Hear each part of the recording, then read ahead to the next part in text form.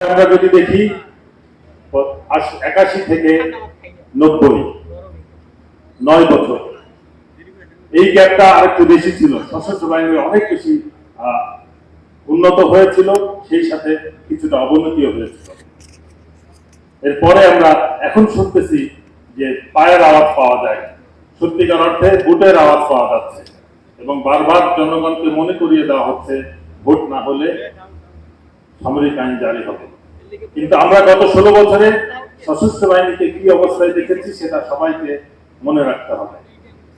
পরিকল্পিতভাবে এটাকে পেশাগত জ্ঞান থেকে দূরে সরানো হয়েছে এবং একটা রাজনৈতিক হাতিয়ার হিসেবে তাদেরকে তৈরি করা হয়েছে এবং বিশেষ করে নেতৃবৃন্দকে, যদিও বেশিরভাগ সশস্ত্র বাহিনীর সকল সদস্য এবং জুনিয়র কমান্ড সবাই ভালো আছে, কিন্তু নেতৃবৃন্দরা স্বৈরাচার হাসিনার একনিষ্ঠ দল গোষ্ঠী ছিল, বিশেষ করে যারা গোয়েন্দা সংস্থা এবং র্যাব এবং অন্যান্য সংস্থায় ছিল।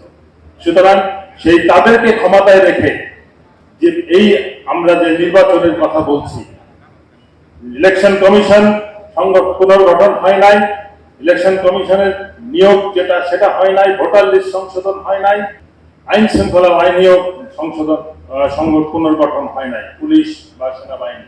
এই অবস্থাতে কোনো মেনে নিব না।